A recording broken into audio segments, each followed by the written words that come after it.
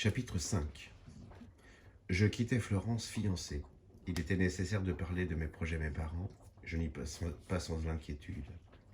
Chez les Marcenat, le mariage avait toujours été considéré comme une affaire de clan. Mes oncles allaient intervenir et prendre des renseignements sur les Malais. Qu'apprendraient-ils? Je ne savais rien, moi, de la famille d'Odile et n'avais même jamais vu son père. Je vous ai dit que les étranges traditions des Marcenat voulaient que les nouvelles graves ne fussent jamais transmises directement à ceux qu'elles intéressaient, mais par un intermédiaire et avec 1000 précautions. Je priais ma tante Cora, qui était ma confidente favorite, de parler de mes fiançailles à mon père. Elle était toujours heureuse de prouver la qualité de son service de renseignement qui était en effet remarquable.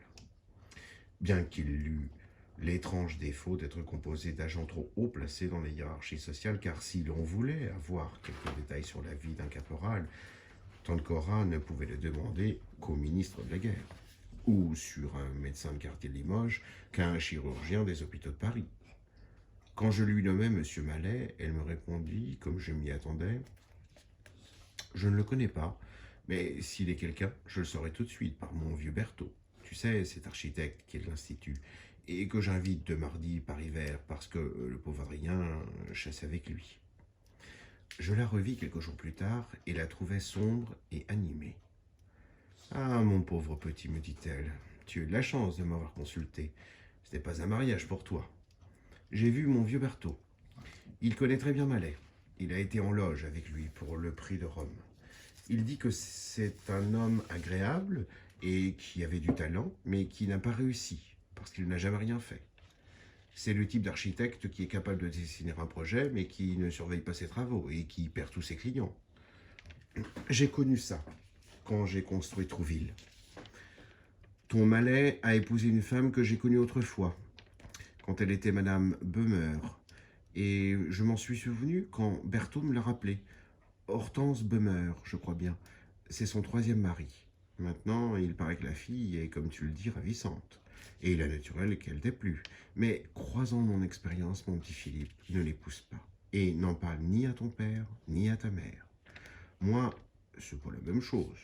J'ai vu tant de gens dans ma vie, mais ta pauvre mère, je ne la vois pas avec Hortense, ma mère. Ah Dieu, non. Je dis à ma tante qu'Odile était toute différente de sa famille, que d'ailleurs ma décision était prise et qu'il valait mieux qu'elle fût tout de suite approuvée chez moi. Après avoir un peu résisté, tante Cora consentit à parler avec mes parents, un peu parce qu'elle était bonne, un peu aussi parce qu'elle ne ressemblait pas à ces vieux ambassadeurs qui ont le goût passionné de la négociation et qui voient arriver une période de difficulté internationale à la fois avec crainte, parce qu'ils aiment la paix, et avec un secret plaisir, parce qu'elle leur permettra d'exercer leur seul véritable talent. Mon père se montra calme et indulgent. Il me demanda de réfléchir. Quant à ma mère, elle accueillit d'abord avec joie l'idée que j'allais me marier. Mais au bout de quelques jours, elle rencontra une vieille amie qui connaissait les Malais et qui lui dit que c'était un milieu très libre de mœurs. Madame Mallet avait une mauvaise réputation, lui prêtait encore des amants. Sur Odile, on ne savait rien de précis, mais il était certain qu'elle avait été mal élevée, qu'elle sortait seule avec des jeunes gens, et que d'ailleurs, elle était trop jolie.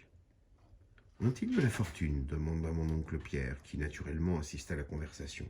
« Je ne sais pas, dit ma mère. Il paraît que ce monsieur Mallet est un homme intelligent, mais bizarre. Ce ne sont pas des gens pour nous. » Ce ne sont pas des gens pour nous était une vraie phrase Marcenat et une terrible condamnation. Pendant quelques semaines, je crus que j'aurais grand mal à faire accepter mon mariage. Odile et sa mère rentrèrent à Paris 15 jours après moi. J'allais leur rendre visite. Les Malais habitaient rue Lafayette, au 3e étage. Une porte dissimulée dans un panneau conduisait au bureau de M. Mallet et Odile m'emmena chez lui. J'étais habitué à l'ordre rigoureux qu'exigeait mon père de ses employés, aussi bien à Grand-Dumas que rue de Valois. Quand je vis ces 3 pièces mal éclairées, ces cartons verts à demi déchirés, le dessinateur sexagénaire, je compris que l'informateur de ma tante avait eu raison de décrire M. Mallet comme un architecte sans travail. Le père d'Odile était bavard, léger. Il me reçut avec une cordialité un peu trop gaie, me parla de Florence, et d'Odile sur un ton d'affection ému, puis il me montra des dessins de villas qu'il espérait construire à Biarritz. Ce que j'aimerais beaucoup faire, ce serait un grand hôtel moderne de type basque. J'avais soumis un projet pour Hendaye, mais je n'ai pas eu la commande. En l'écoutant, je me représentais avec crainte et ennui l'impression qu'il allait produire sur ma famille. Madame Mallet m'invita à dîner pour le lendemain. Quand j'arrivais à 8 heures, je trouvais Odile seule avec ses frères. Monsieur Mallet était dans son bureau et lisait. Madame Mallet n'était pas encore rentrée. Les deux garçons, Jean et Marcel, ressemblaient à Odile, et pourtant dès la première minute, je sus que nous ne serions jamais intimes. Ils voulaient se montrer amicaux, fraternels, mais plusieurs fois pendant cette soirée, je saisis des regards échangés entre eux et des mots qui disaient clairement « il n'est pas drôle ». Madame Mallet rentra à 8h30 et ne s'excusa pas. Monsieur Mallet, quand il l'entendit, parut bon enfant, son livre à la main, et comme nous nous mettions à table, la femme de chambre fit entrer un jeune Américain, ami des enfants, qui n'était pas invité et qu'on accueillit avec de grands cris de joie. Odile, au milieu de ce désordre, gardait son air de déesse indulgente. Elle était assise à côté de moi, souriait aux plaisanteries de ses frères, et quand elle me vit effarouchée, les calma. Elle me paraissait aussi parfaite qu'à Florence. Mais je souffrais sans pouvoir bien définir ma souffrance en la voyant au milieu de cette famille. Sous l'éclatante marche triomphale de mon amour, j'entendais en sourdine un motif Marcenat. Mes parents firent une visite au Mallet et gardèrent au milieu des effusions généreuses des parents d'Odile un air de blâme poli. Heureusement, mon père, très sensible à la beauté des femmes, bien qu'il n'en parlât jamais, et en cela je me connaissais semblable à cet inconnu, fut conquis dès le premier instant par Odile.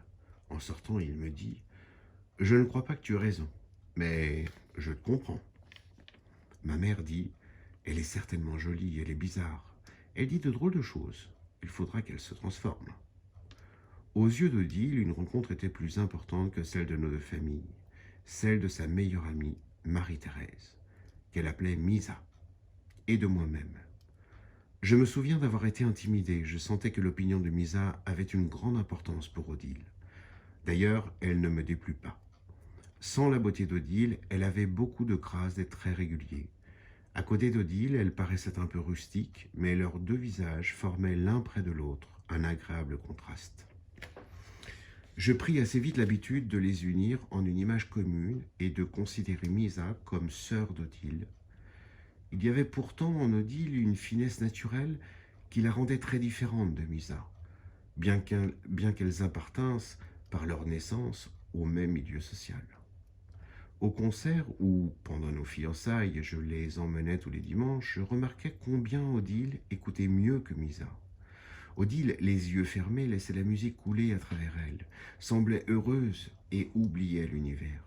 Misa, les yeux curieux, regardait autour d'elle, reconnaissait des gens, ouvrait le programme, lisait et m'irritait par son agitation. Mais c'était une agréable camarade, toujours gaie, toujours satisfaite, et je lui étais reconnaissant d'avoir dit à Odile, qui me le répéta, qu'elle me trouvait charmant. Nous fîmes notre voyage de noces en Angleterre et en Écosse. Je ne puis me rappeler période plus heureuse que ces 2 mois de double solitude. Nous nous arrêtions dans de petits hôtels fleuris au bord des rivières et des lacs, et nous passions nos journées étendues dans des bateaux vernissés et plats, garnis de coussins au crétonne clair.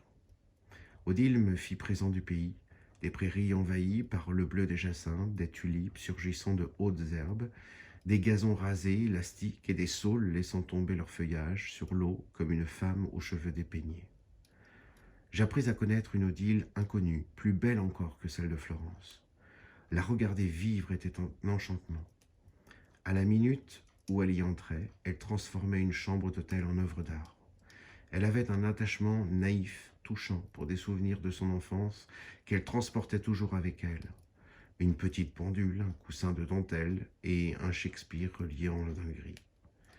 Quand plus tard notre ménage fut brisé, ce fut encore son coussin de dentelle sous le bras et son Shakespeare à la main qu'Odile partit. Elle effleurait la vie, esprit plutôt que femme.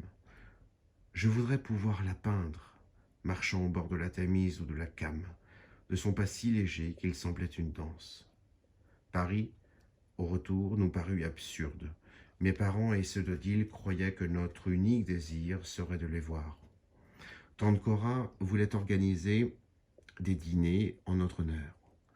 Les amis d'Odile se plaignaient d'avoir été privés d'elle pendant 2 mois et me suppliaient de la leur rendre un peu, mais nous ne souhaitions, Odile et moi, que continuer à vivre seuls.